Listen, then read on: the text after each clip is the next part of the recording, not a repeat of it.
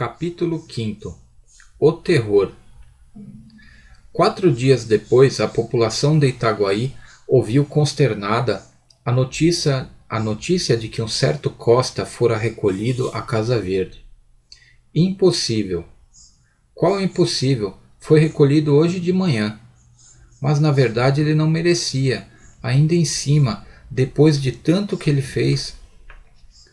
Costa era um dos cidadãos mais estimados de Itaguaí.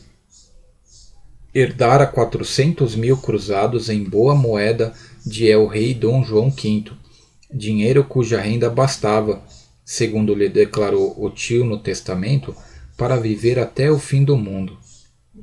Tão depressa recolheu a herança, como entrou a dividi-la em empréstimos sem usura, 1000 cruzados a um, 2000 a outro, 300 a este, 800 àquele, a tal ponto que, no fim de 5 anos, estava sem nada. Se a miséria viesse de chofre, o pasmo de Itaguaí seria enorme, mas veio devagar. Ele foi passando da opulência à abastança, da abastança à mediania, da mediania à pobreza, da pobreza à miséria gradualmente. Ao cabo daqueles 5 anos, pessoas que levavam o chapéu ao chão, logo que ele assomava no fim da rua, agora batiam-lhe no ombro, com intimidade, davam-lhe piparotes no nariz, diziam-lhe pulhas. E o Costa sempre lhano, risonho. Nem se lhe dava de ver que os menos corteses eram justamente os que tinham ainda a dívida em aberto. Ao contrário, parece que os agasalhava com maior prazer e mais sublime resignação. Um dia, como um desses incuráveis devedores lhe atirasse uma chalaça grossa, e ele se risse dela, observou um desafeiçoado, com certa perfídia. Você suporta esse sujeito para ver se ele lhe paga. Costa não se deteve um minuto, foi ao devedor e perdoou-lhe a dívida. Não admira, retorquiu o outro. O Costa abriu mão de uma estrela que está no céu. Costa era perspicaz. Entendeu que ele negava todo o merecimento ao ato, atribuindo-lhe a intenção de rejeitar o que não vinham meter-lhe na algibeira. Era também pundonoroso e inventivo. 2 horas depois, achou um meio de provar que lhe não cabia um tal labéu. Pegou de algumas dobras e mandou-as de empréstimo ao devedor.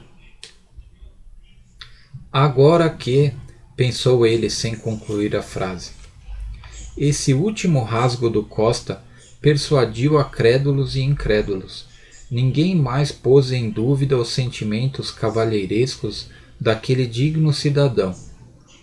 As necessidades mais acanhadas saíram à rua, vieram bater-lhe à porta, com os seus chinelos velhos, com as suas capas remendadas. Um verme, entretanto, roía a alma do Costa. Era o conceito do desafeto. Mas isso mesmo acabou. 3 meses depois veio este pedir-lhe uns 120 cruzados com promessa de restituir-lhes daí a 2 dias. Era o resíduo da grande herança, mas era também uma nobre desforra. Costa emprestou o dinheiro logo e sem juros. Infelizmente não teve tempo de ser pago. 5 meses depois era recolhido à Casa Verde. Imagina-se a consternação de Itaguaí quando soube do caso. Não se falou em outra coisa. Dizia-se que o Costa ensandecera ao almoço, outros que de madrugada, e contavam-se os acessos, que eram furiosos, sombrios, terríveis, ou mansos e até engraçados, conforme as versões. Muita gente correu à Casa Verde e achou o pobre Costa, tranquilo, um pouco espantado, falando com muita clareza e perguntando por que o motivo o tinham levado para ali. Alguns foram ter com o alienista. Bacamarte aprovava esses sentimentos de estima e compaixão, mas acrescentava que a ciência era a ciência e que ele não podia deixar na rua um mentecapto. A última pessoa que intercedeu por ele, porque depois do que vou contar ninguém mais se atreveu a procurar o terrível médico, foi uma pobre senhora, prima do Costa. O alienista disse-lhe confidencialmente que esse digno homem não estava no perfeito equilíbrio das faculdades mentais, à vista do modo como dissipara os cabidais que... Isso não, interrompeu a boa senhora com energia. Se ele gastou tão depressa o que recebeu, a culpa não é dele. Não? Não, senhor. Eu lhe digo como o negócio se passou. O defunto, meu tio, não era mau homem, mas quando estava furioso, era capaz de nem tirar o chapéu ao Santíssimo. Ora, um dia, pouco tempo antes de morrer, descobriu que um escravo lhe roubara um boi. Imagine como ficou. A cara era um pimentão, todo ele tremia, a boca escumava. Lembra-me como se fosse hoje. Então um homem feio, cabeludo, em mangas de camisa, chegou-se a ele e pediu água. Meu tio, Deus lhe fale n'alma, respondeu que fosse beber ao rio ou ao inferno. O homem olhou para ele, abriu a mão em ar de ameaça e rogou esta praga. Todo o seu dinheiro não há de durar mais de 7 anos e 1 dia, tão certo como isto ser o sino Salamão. E mostrou o sino Salamão impresso no braço. Foi isto, meu senhor, foi esta praga daquele maldito. Bacamarte espetara na pobre senhora um par de olhos agudos como punhais. Quando ela acabou, estendeu-lhe a mão polidamente, como se o fizesse a própria esposa do vice-rei, e convidou-a a ir falar ao primo. A mísera acreditou. Ele levou-a à Casa Verde e encerrou-a na galeria dos alucinados. A notícia desta aleivosia do ilustre Bacamarte lançou o terror à alma da população. Ninguém queria acabar de crer que, sem motivo, sem inimizade, o alienista trancasse na Casa Verde uma senhora perfeitamente ajuizada, que não tinha outro crime senão o de interceder por um infeliz. Comentava-se o caso nas esquinas, nos barbeiros, edificou-se um romance, umas finezas namoradas que o alienista outrora dirigira à prima do Costa, a indignação do Costa e o desprezo da prima. E daí a vingança. Era claro. Mas a austeridade do alienista, a vida de estudos que ele levava, pareciam desmentir uma tal hipótese. Histórias. Tudo isso era naturalmente a capa do velhaco. E um dos mais crédulos chegou a murmurar que sabia de outras coisas. Não as dizia por não ter certeza plena, mas sabia, quase que podia jurar. Você que é íntimo dele, não nos podia dizer o que há, o que houve, que motivo? Crispim Soares derretia-se todo. Esse interrogar da gente inquieta e curiosa dos amigos atônitos era para ele uma consagração pública. Não havia duvidar. Toda a povoação sabia, enfim, que o privado do alienista era ele, Crispim, o boticário, o colaborador do grande homem e das grandes coisas. Daí a corrida à botica. Tudo isso dizia o carão jucundo e o riso discreto do boticário. o riso e o silêncio, porque ele não respondia a nada. 1, 2, 3 monossílabos, quando muito, soltos, secos, encapados no fiel sorriso, constante e miúdo, cheio de mistérios científicos, que ele não podia, sem desdouro nem perigo, desvendar a nenhuma pessoa humana. Há coisa, pensavam os mais desconfiados.